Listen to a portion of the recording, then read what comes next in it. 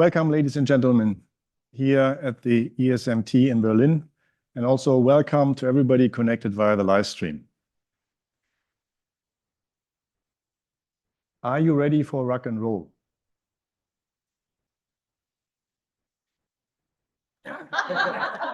This was the first thing my boss told me when he called me after he talked to the former head of IT infrastructure, explaining to him that someone else would get his job. What does it tell you? First, my boss has a good sense of humor, I would say. Second, things come unexpected.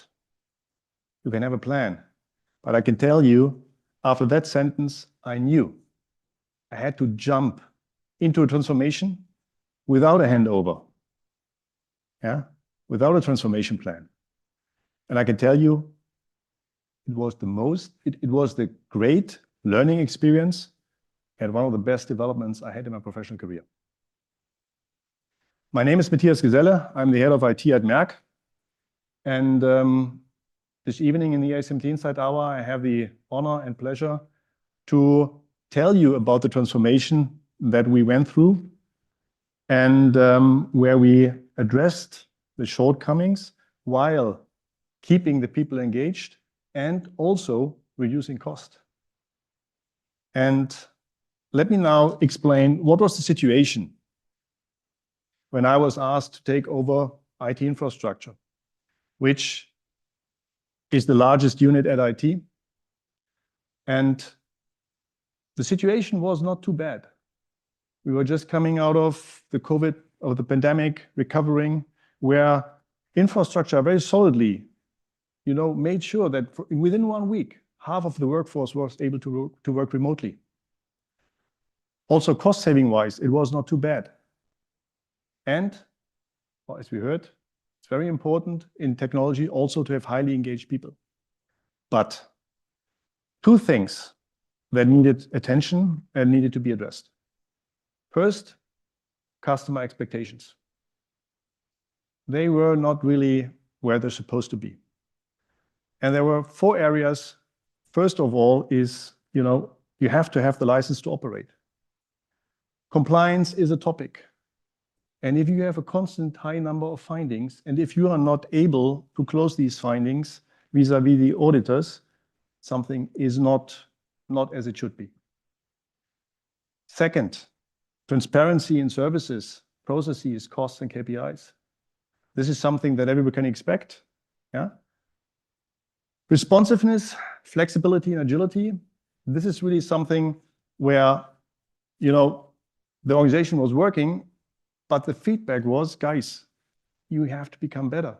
And we all know that perception is reality. And demand management. It was at the time where you say, okay, what do you want? You get it in 3 or 6 months. Don't come earlier. So the way how you respond to the business requests is also very important. And second, the business development. We had areas where we needed to change. And one was cybersecurity. At the time, it was decided that the corporate information security officer, which was formerly in IT, went to corporate security. So here, in a very important area, and we will talk about it to Thorsten tomorrow in our meeting, we had to adjust the organization, making sure that we still stay secure, but a significant portion of the responsibility and the accountability for cybersecurity went outside of IT. Second, the business announced that over the next couple of years, an unprecedented investment, billions, was supposed to be invested in the digitalization of our plants, of our manufacturing. Smart manufacturing may be a term that you're all aware of, that you know. And they wanted to invest the money, but they didn't get the support from infrastructure. And last but not least, it was also a time where Merck was in the process to acquire again more companies. And the rapid integration and connection of these acquired companies was also very important. So this was the situation. And when I'm normally taking over new responsibility, the first thing that I'm asking is, what are the expectations? Yeah. And you know the expectations of your boss, but it's also good to listen to other expectations. So what I'm normally doing is I'm talking to a lot of people. I'm getting a sense, what do you think is wrong? What is the perception? What needs to be addressed?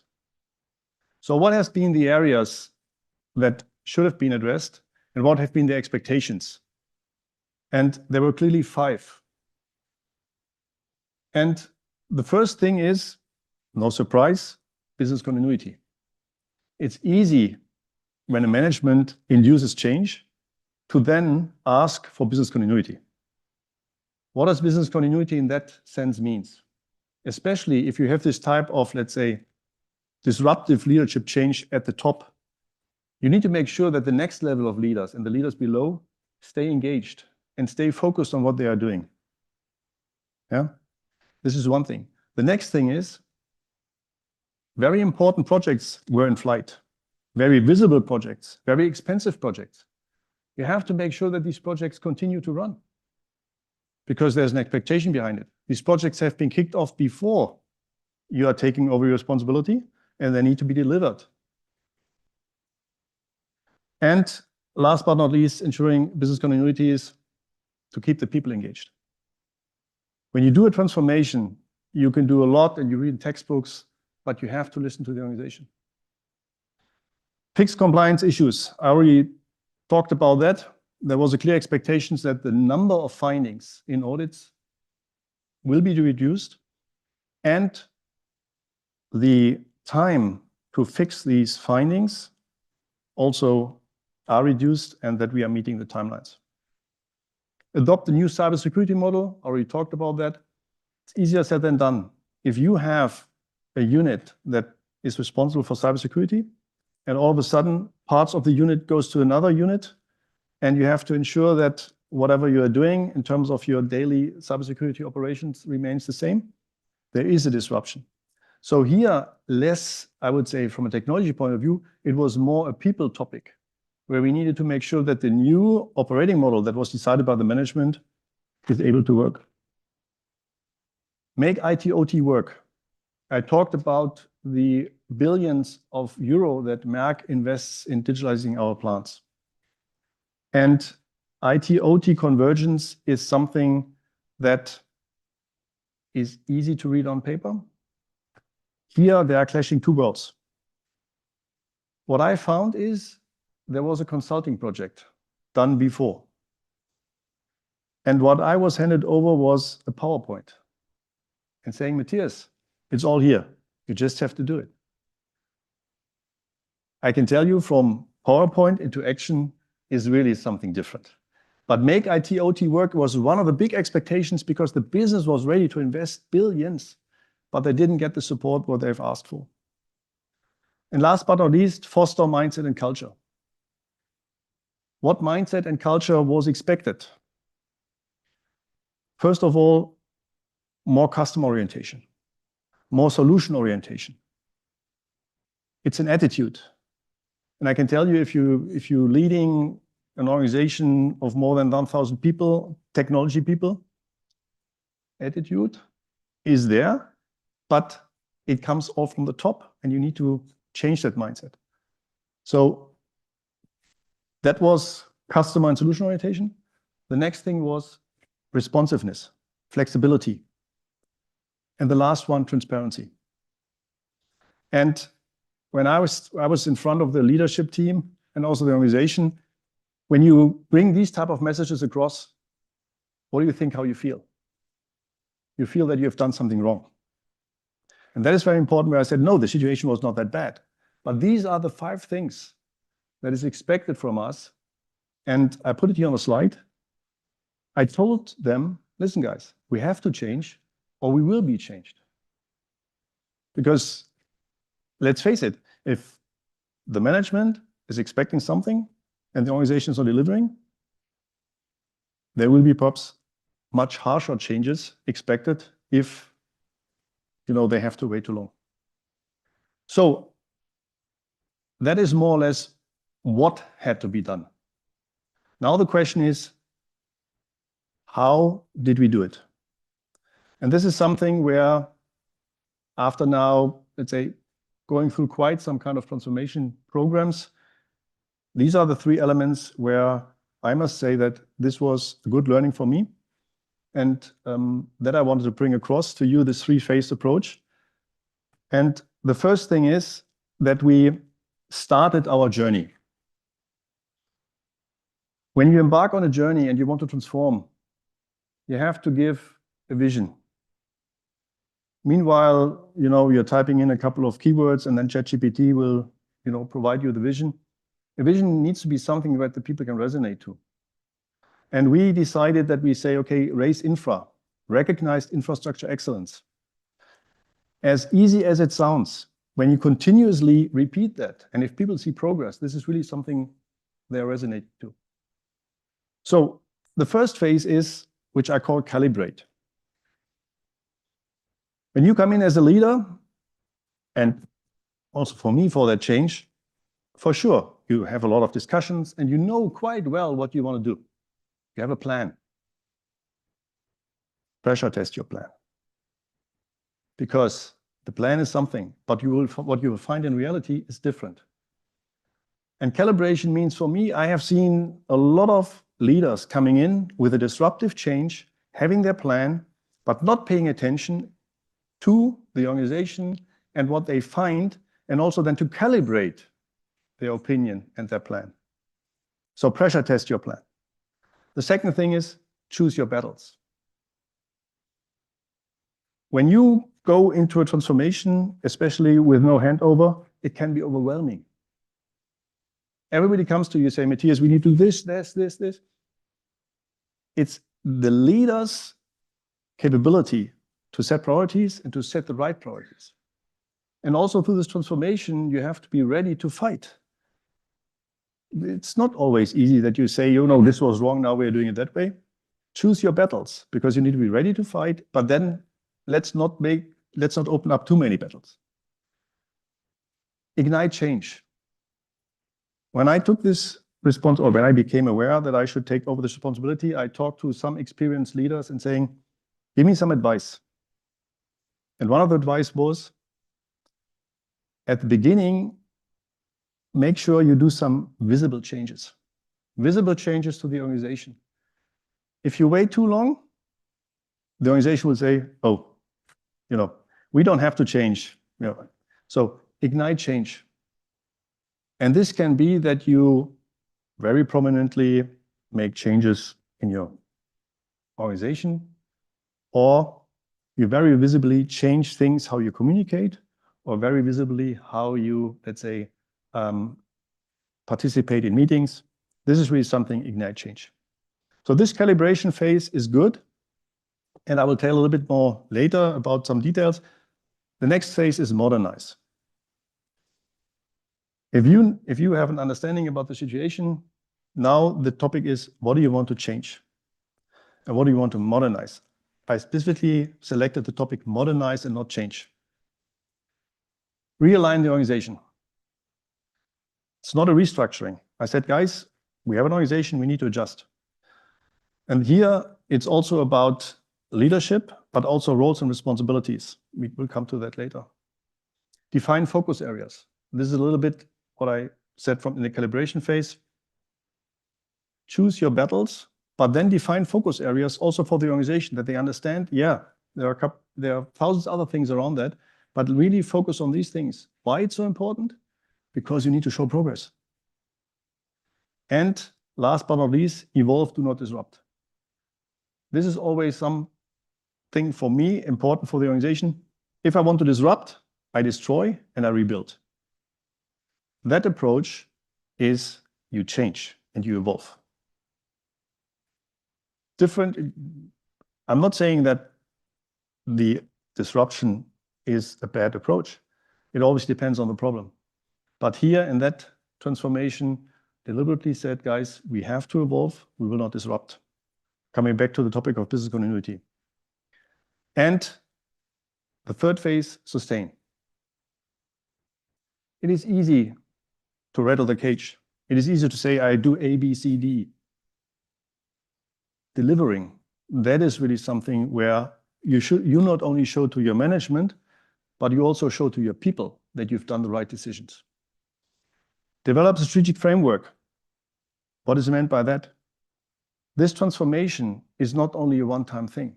The organization has to understand that you constantly have to review your setup, have to review your technologies, and going into a mode where you then have, instead of addressing the symptoms, having a forward-looking approach. And last but not least, boost employee engagement. This is really something where we have specifically paid attention to, had specific activities to make sure that we are taking the people with us and that we are having really an employee engagement, even improvement, going through this transformation. Let me a little bit elaborate on the different phases. I will not do any kind of technical talk here. What do I mean with calibrate? You heard me about, pressure test your plan. When I'm going into a new organization, a new responsibility, I'm doing deep dive sessions. This gives me opportunities to learn really what the people are doing, but also to connect to the next level of management. And with that, you're showing respect. You're showing respect for the work that is done. They can explain it to you, and you can say, okay, yeah. And then once you understood it, and once you heard them, they are also much more receptive for change. High attention mode. As easy as it said, sometimes it takes a weekly meeting with the necessary management presence to really tell the guys, listen, this is very important for us. The two topics that we had was compliance, and we also had a topic in China where I said, I want to have regular meetings. I want to have everybody in the meeting. I want to have an action list. When you do this high attention mode, that the top manager is really taking the time, sitting in these meetings, you get a different spin on topics. I already talked about the continuity. So we had two major projects ongoing that needed to have attention. New leaders. The topic of smart manufacturing or smart factoring, how we call it at Merck. Right from the start, it was clear I needed a new, fresh person in my organization. Someone with the necessary leadership, with a mindset. And that was also something where I appointed a new leader, which also then immediately showed to the business, okay, here's something changing. And we also addressed certain other leadership changes. But this is from a calibration point of view. The most important message here for me is take the time to listen to the people. These deep dive sessions are incredibly valuable. Modernize. When we entered into the modernize phase, an unexpected turn came around, which 45% of my workforce all of a sudden was transferred to a different organization. And you can imagine that if you spend a lot of time in starting this transformation, talking to the people, saying, Matthias, what's happening? Who is next? Are we still there in a year or so? And that is something where it got an unexpected, let's say, turn, I would say, but we were able to stay course. In the modernize phase, you see a couple of things, also addressing to the leadership. And this is something from a leadership style. There are different leadership styles. And the former management obviously had a quite tight leadership style and was involved in a lot of topics. I reduced the number of direct reports, not only to make my life easier, but also to empower my leaders. To empower my leaders, and that was also a very important sign. Budget increase, technology focus areas. As I said, let's not focus here on the details. The modernization, for instance, is something where I spent a lot of time and effort and energy explaining to the management that they cannot continue budget cutting like they did in the past. And I was successful. And this is also a very visible sign to the organization. Hey, here is someone who's fighting for us. Here is someone who's not only saying we have to do the same with less or whatever. No, fight for your people. And this was a variable signal that within 2 years, we were able to increase our investment budget by 20% and address the technical debts or the problems that we had. Technology focus areas, we defined a couple of them, also visible. Sustain. I already talked about, you have to deliver. And the best way to deliver is to have KPIs and to deliver on the KPIs. So beside the financial targets, the compliance. So we had 46% less audit findings, and we increased the rate of in-time resolving audit findings by 20%. Yeah, and from the Critis audit, that is a regulation that we had to fulfill because we were part of the critical infrastructure. It was amazing. We had significantly less findings, and that was visible up to the board level. Yeah. Continuous cybersecurity improvement. So a company like ours, we have to do every year, when you have a cybersecurity insurance, you have to do every year a review by the insurance company. We were able to improve our rating, which results in less insurance fees. And we only have to do now the interview round every 2 years. Very visible to the top management, great achievement. We identified other technology areas like the digital workplace and also the data center. Not going into details. The last thing is for me, and you see it at the bottom, I'm very proud to say that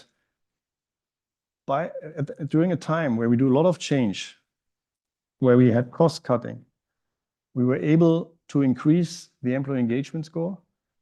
The participation rate in the survey increased from 80 to 93%, and the score from 83 to 86%. And that was really, for me, also a collective effort from the whole leadership team. Now, this is the three-phased approach. I also would like to tell a little bit about the challenges. What challenges did I face, or did we face as an organization and as the leadership team? Cost, cost, and cost. I'm sorry that this is the first topic, but we were really going through a time where every year the financial targets got more challenging. We were able to deliver. I already said the IT/OT model on paper existed only on paper. We have two worlds, the IT world and the OT world, and they are working differently. And when you read about IT/OT convergence, and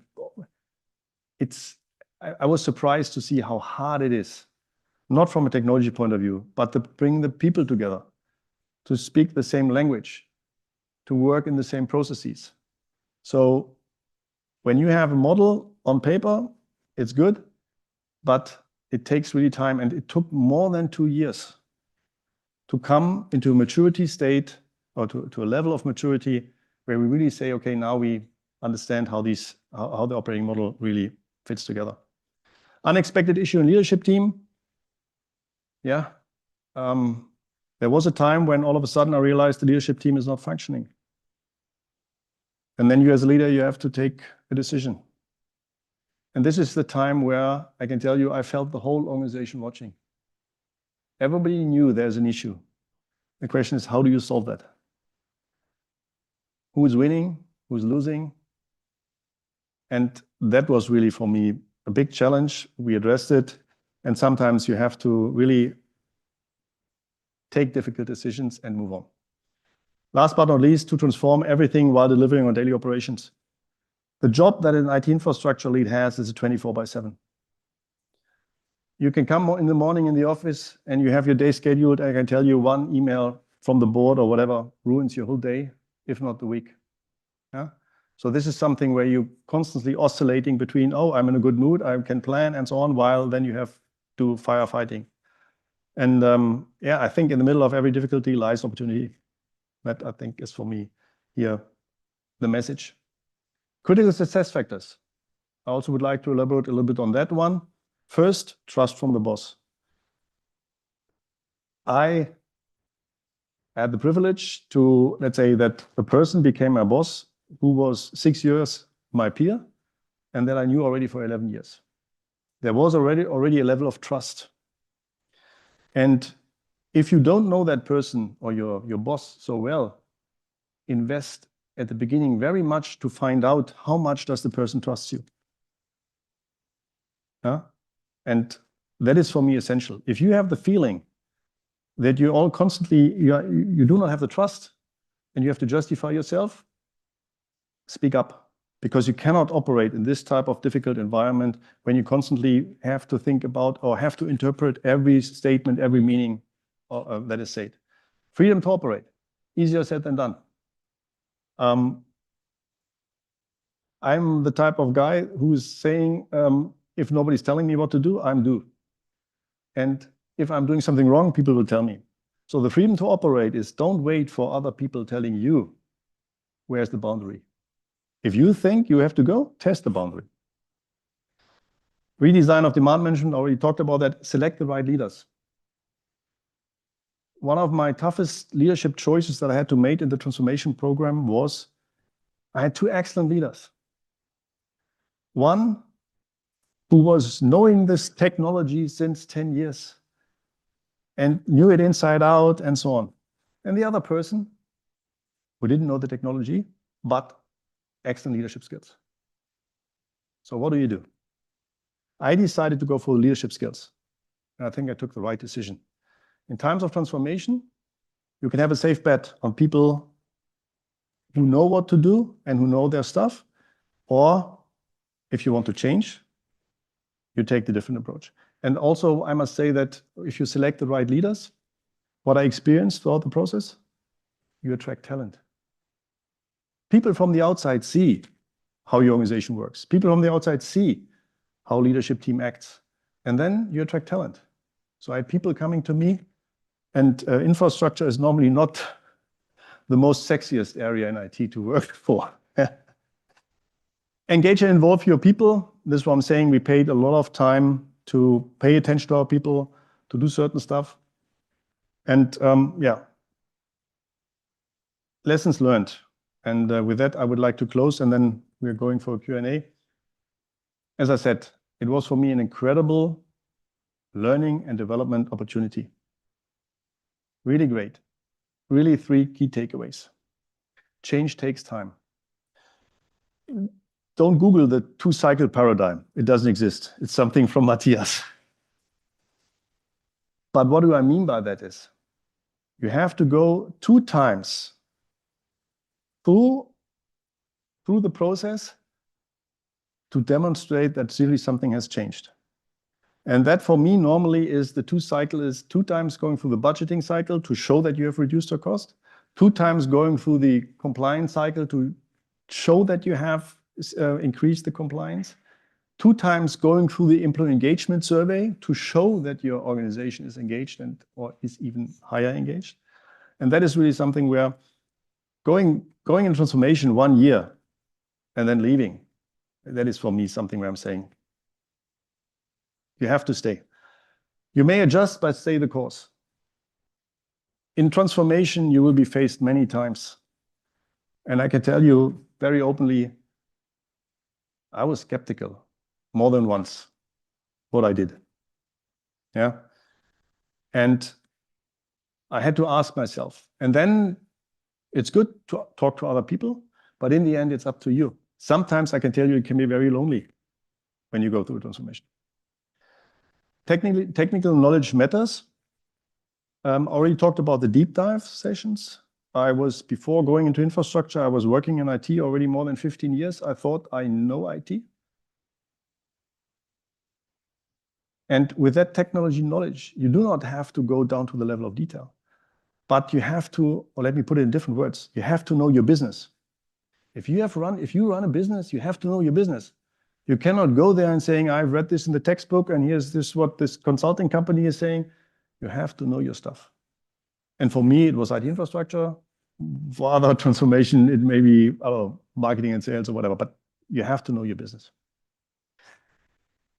And with that, I would like to thank you for the attention, and I hope that we have quite an interesting Q&A. Thank you.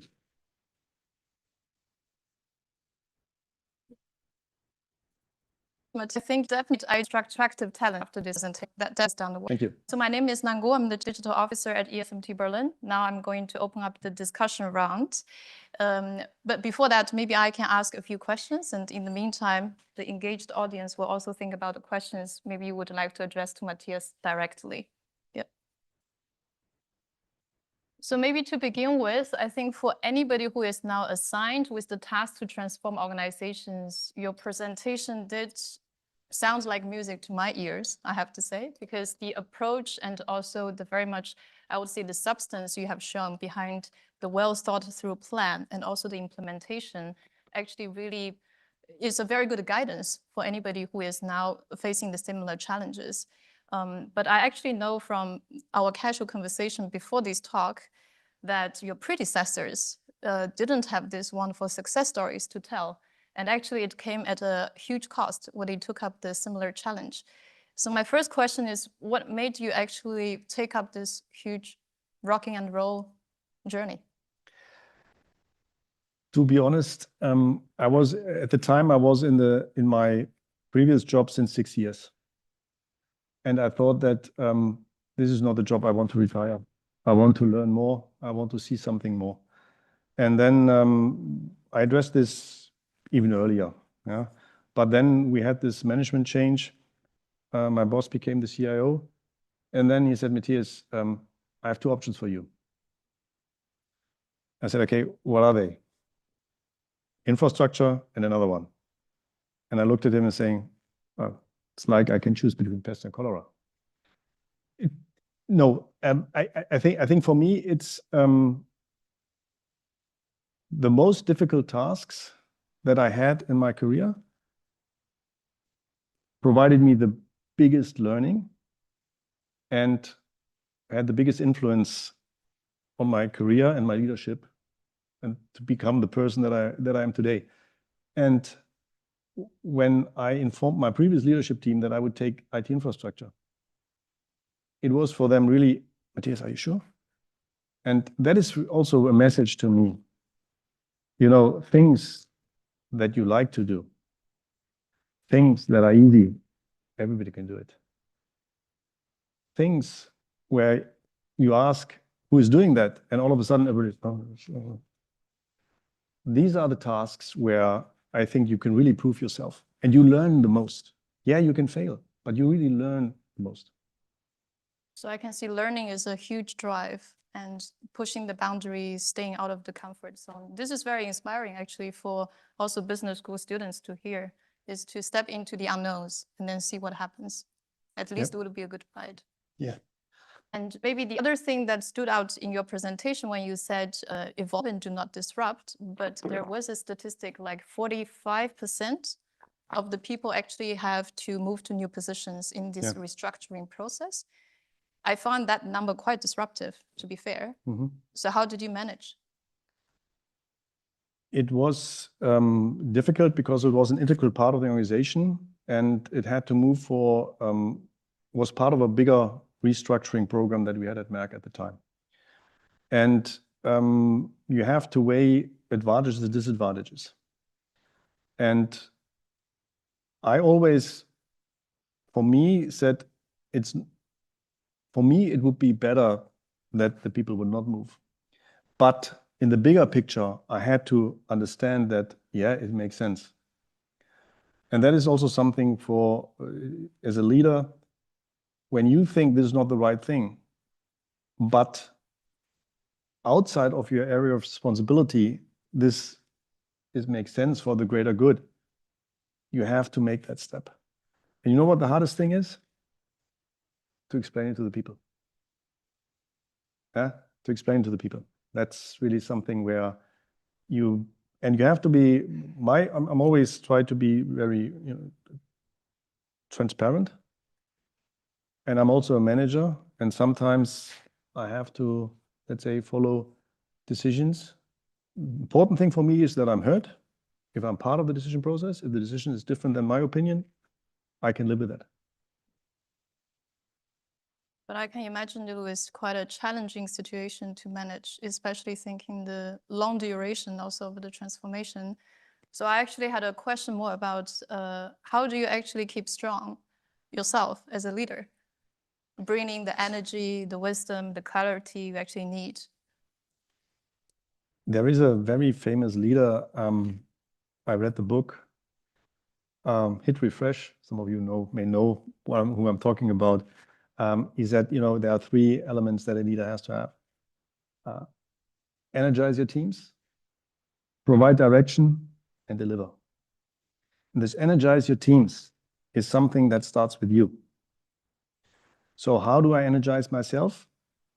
Is I pay attention to a healthy lifestyle.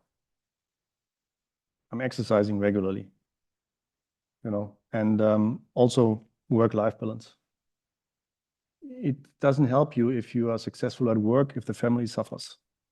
You have to find a balance, and as hard as it is. But I think for me, the balance of work and family is very important, and a healthy lifestyle. And if that means that I have to get up at 5 o'clock in the morning to exercise, I do it. And everybody is dealing with that differently, but if you have to perform over such long period of time, you have to take good care of yourself, because you are the most important person in your life. That's really very reassuring to hear. Making time for sports is not selfish, it's not doing your job well, it's actually even the foundation for being successful for a long time. And maybe looking at the round, any questions you would like to ask Matthias? There, go ahead. And you actually have to speak. Matthias, so much. I think the story you shared is that echoes a lot of us, especially because I work in the industry. And we have almost problems and kind of the transformation journey that we're trying to take on. And my question would be, when you mentioned at the beginning, business continuity, right? That's always the two things that are opposing. When we're trying to do major transformations, you always want to keep the business running. Was there a preference that you decided, okay, it's more important to continue this and not transform it yet, or to you really focus on the transformation and that was the main goal, disregarding like the business or disrupting the business, right? Because it's a very hard balance to achieve. That's a very good question. And I think for me, I was always looking at it. Where can I make a change and even sometimes deliberately let things break, visibly let things break, because it's a signal to the organization, or it's anyway an area where the management expects change and so on. Yeah. And where do you really risk the fundamental operations of the business? Yeah. And give an example, the change that we did also in the readjustment of the organization when it comes to this IT/OT topic.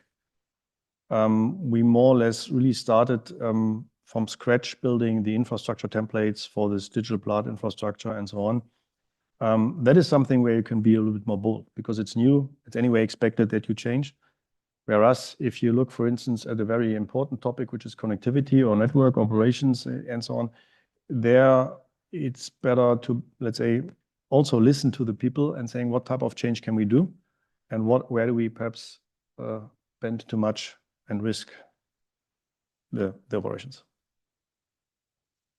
Thank you.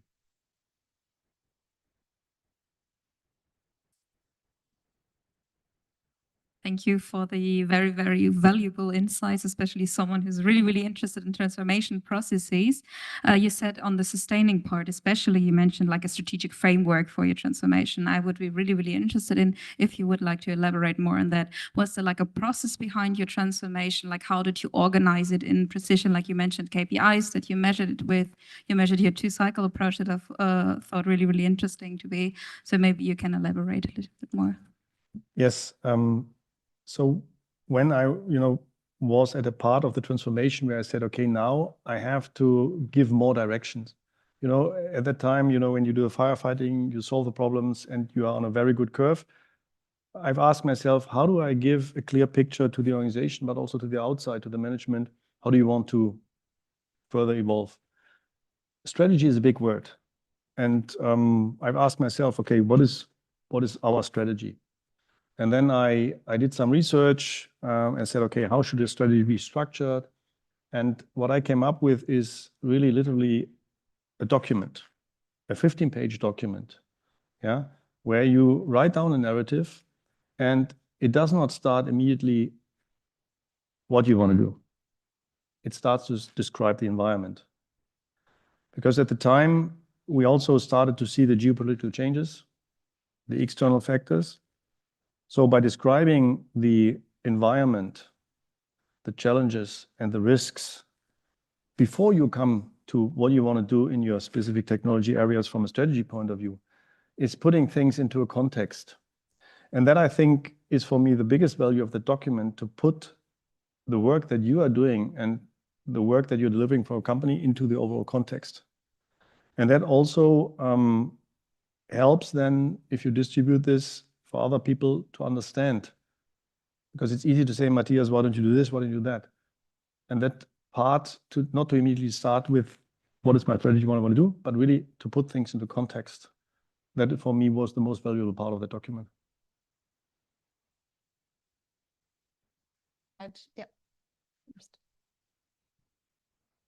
Good evening and many thanks for this inspiring talk. I was interested in learning a bit more how you organized the 40% less reporting to you. How did you make the decision of who would no longer report to you, to whom they were reporting? So maybe you could elaborate on that as well. Thank you. Yes. I firmly believe that you have to develop the organization according to the task you have to do and not build the organization around the people. So what I did is I started more or less from scratch and saying, okay, looking at the organization after the deep dives, how would I like to structure the responsibilities? What is the operating model that I would like to do? That led to the organizational structure, to the boxes. And then I asked myself, who's the right person for the box? And then I had, in some cases, placements. In some cases, I had what I call selective recruitment. That means I do not post the job, but I have a number of strong candidates, which I would like to go through a process, and not only me, but also external review and so on. And then I had a couple of positions posted. So this mix is also, for me, healthy in a sense, showing the organization there are people who have a strong background, and it's natural that they take this position. Some positions I do not know. We have selective candidates, but I would like to open the race. And some positions you completely post because you never know, perhaps there's someone outside of your radar who could do the job. And that was the thing where then I selected the people. But I did not go into this transformation saying, okay, I have these 10 people, these okay, these are not okay. It was really from what is the right structure for the organization moving forward.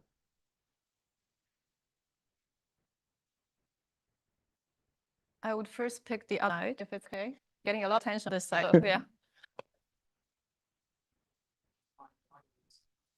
We will give you a mic. Yeah. Yeah.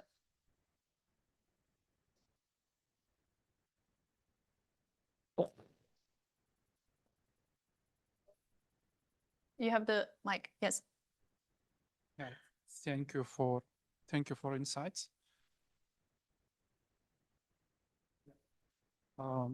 First of all, from the beginning, as I understood, you already got approval of finance, internal approval for implementing this transformation, or did you need to fight for finances? Budget. For budget. Yeah. I took over the responsibility. So the announcement was in December. The financials for the next year were already set. And how long did your transformation take? So if I look at the 3 phases, I would say the first phase of calibrate is a phase around 3 to 6 months, depending on how other things are going. The modernize, I would say 6 to 9 months, and then the sustain was. So overall, what I'm presenting here was more or less a 3-year journey. Okay, thank you. I'm just in front of similar transformation project, but I'm on the gatekeeping side to convince investors and top management to start such transformation for existing digital infrastructure, which is obsolete and by critics also can become gaps in future, in next years. also especially due to maybe coming next updates for Windows 11 or even Windows 12, it can become critical. And I even struggling by convince my top management, even by do nothing case, that, as you said, costs, and even by do nothing case, it's difficult to convince them that if we don't start now, in 2-3 years, we will need to firefight and spend even more money. Yeah, the question is related to this about costs. Did you experience cost overruns in your transformation project against promised at the beginning? No. No. So we delivered on the financial targets. I do not know the details, and we may talk this after the session. It's always how you present this to the management and how good you are to explain the risk. Because in the end, whether you talk about technical debt or security or so, it's about risk management. What is the risk appetite of the management? And how clear can you be in terms of describing what the risk is? So I'm sorry, but you have to know your financials. You have to understand really what is the important topic. And you also have to make the management clear there are certain red lines that if they cross, they have to take the responsibility. But it's difficult to provide a general answer. But I think, so first of all, the financials were given. Even in the first year, we had a gap of additional million that we had to reduce cost. The 2 following years were even more challenging in terms of cost savings. So this whole transformation, and this is something I think is also, it's easy to say, I need money, and then things work. I think the art is to make things work in the, let's say, constraints or environment that you've been given. And this could be a very interesting topic later for the network drinks, by the way. I think we will not exhaust all the time to really fully answer these questions, but this is a common challenge, especially because of the economic situation we're in. Yeah, I think there was a eager question on that side as well. Yeah, hi. Yeah. Thanks, Matthias, for the wonderful insight. I would ask that when you're like taking a transformation project, specifically in an area which is very technical as IT, you may need technical skills which may not be there in the organization at that time. So how did you bring the technical skills? And related question I have is that like how your team may have many insecurities how did you sell the vision to your team, and how did you address the insecurities which your immediate team may be having about all these transformations? So the skill question is, when I came into this responsibility, it was difficult for me to say, do I have the right skills in the organization or not? The approach that I had is work with what you have. And we had areas where we were challenged from the outside saying, Matthias, why is your team doing this way? And then I say, okay, I'm open, help me. Yeah. I think it's very important in transformation to give the trust to your team.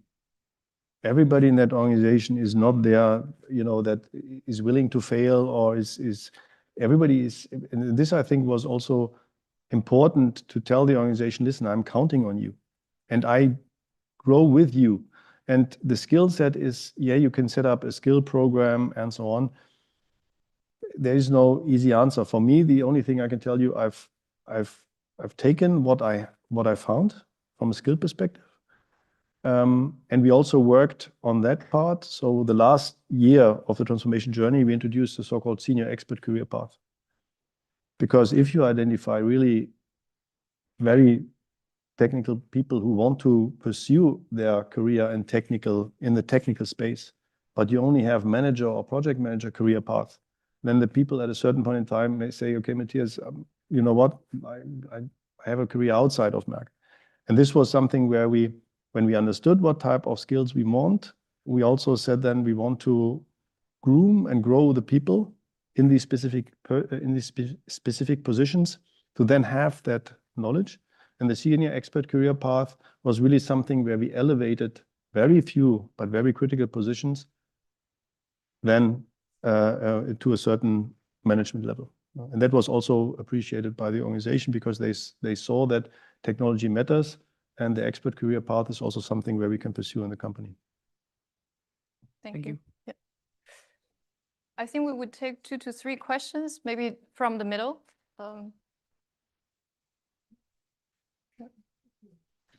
So the transformation started in 2021 up to 2024, if I'm not wrong, the one that you just presented to us. And if I stalked you right, you changed your position recently to a more senior position. And also in the meanwhile, you have new technology, so of course AI.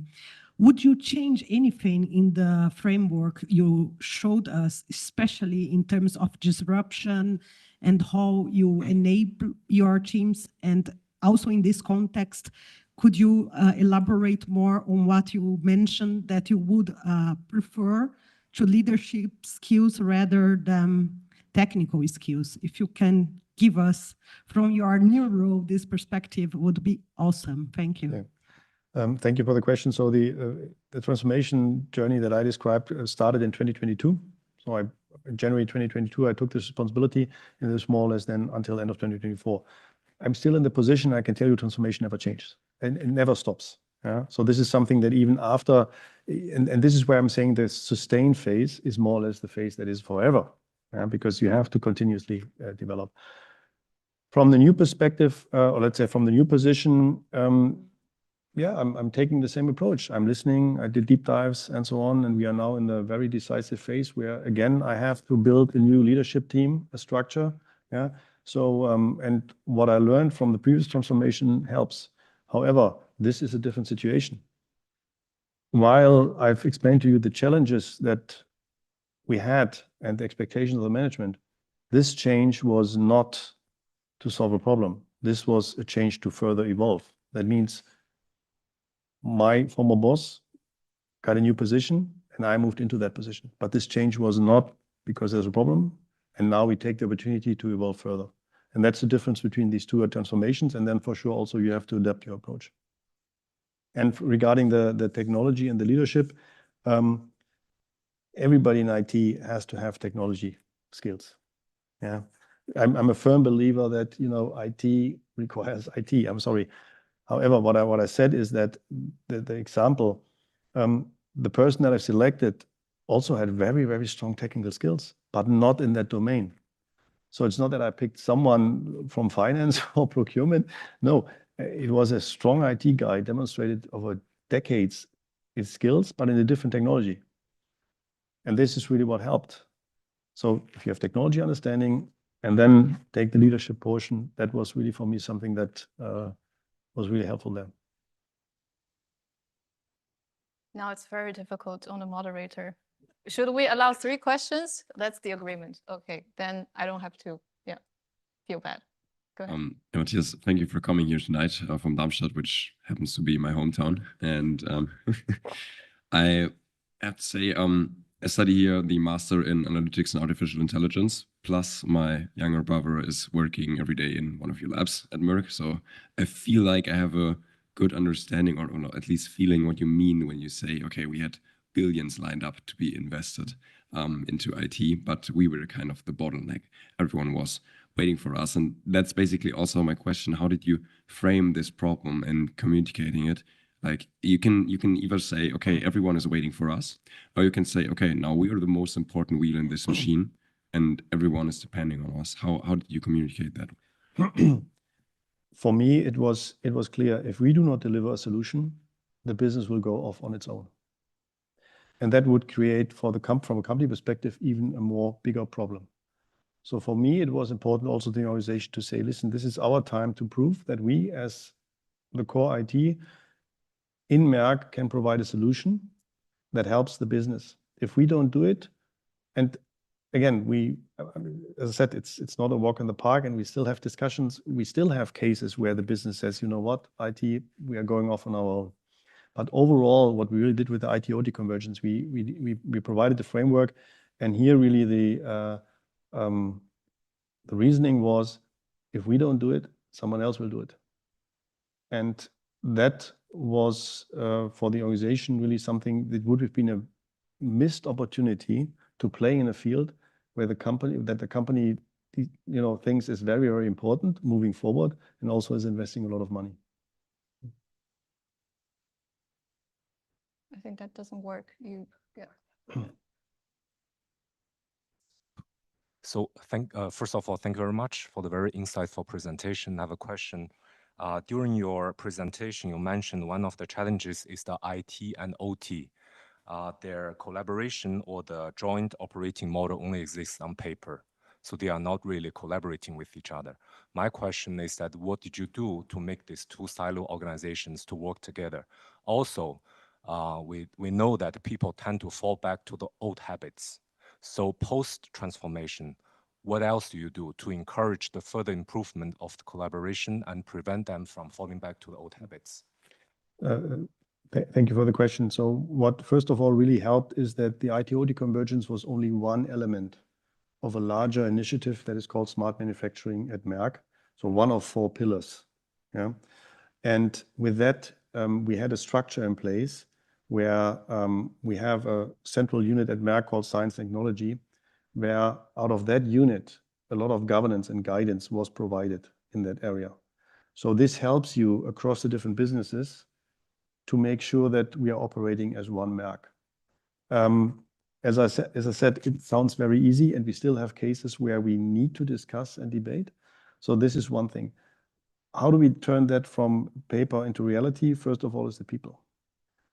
My organization infrastructure for the first time had an organization that was business oriented, so structured according to different sectors. Because normally infrastructure you provide to all the businesses. So we had for the 3 business sectors, units, teams, dedicated teams to address the demand, to develop the portfolio and the roadmap, to discuss these things. So that really helped that you said to the business, listen, I understand infrastructure is a big organization and you do not know your network, storage, compute. Let me give you an organizational structure that helps you. Yeah? That was one thing. The other thing was that, as I said, on the other side in the business, people, and there was specifically one sector that was more mature than the others, realized how important that is.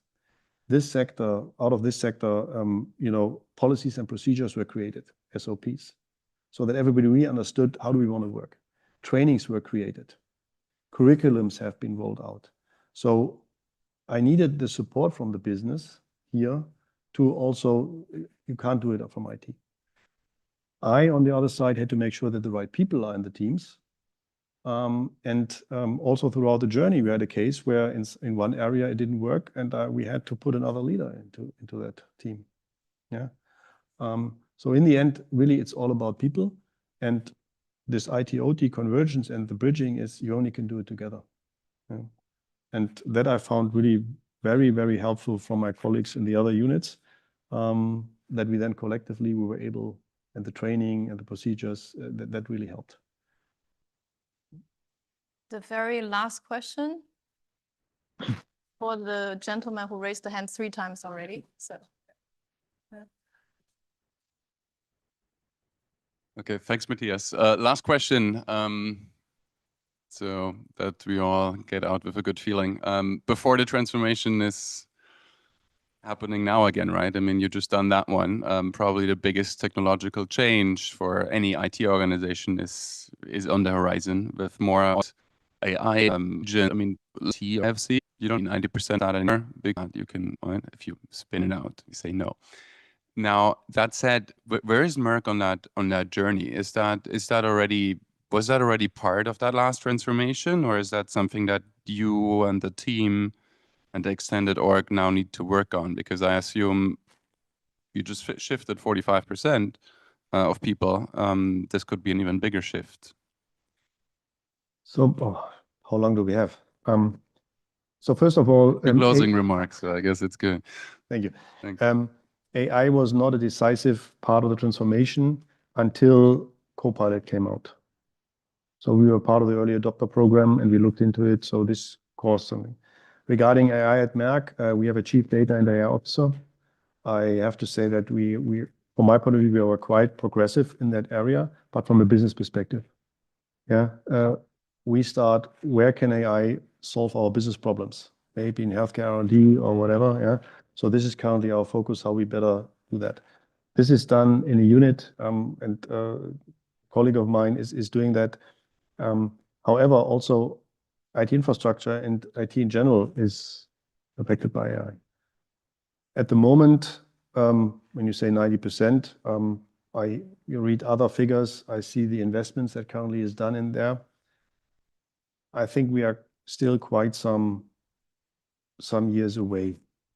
The biggest impact that I currently can see is specifically in the end user-oriented services, global service desk, PC deployment, and so on. The infrastructure that I have to manage is quite a stretch because you have legacy. Do not know, I want to, whoever knows here what is Sun Solaris as an operating system, it's in my shop, I have to operate it. So AI, when you start greenfield, you can do a lot in infrastructure. Let's see. My biggest concern with AI and agentic AI, and I have no answer to that, and we will sit tomorrow, is security. The attack vector becoming more and more, let's say, dominant from AI, and on the defense side, you can do it. And I know these type of visions. I don't need anybody in network. The VLAN is, deployed based on AI and this reconfigure and stuff like that. Security is something where you have to pay attention to, and not everything that is possible with AI and automation you may want to do, but because you need to have certain controls in place. The job will change, definitely. Will we see a drastic, let's say, reduction in workforce because of AI in the next year? I can tell you my legacy doesn't tell me that. I have to bridge the time until that legacy dies and I have the new technology. Not an easy answer. At the moment, I'm honestly have to say I'm a little bit more on the conservative side on AI because of the security topic. But on the business side, I think we are well advanced at Merck. We are doing a lot of things, but this is more on the business side, less on the IT side. I think that's a very good concluding question indeed, because it opens up even more space for discussion while we are having the drink. So thank you very much, Matthias, for this insights. Thank you, Lance. Thank you very much for being engaged audience.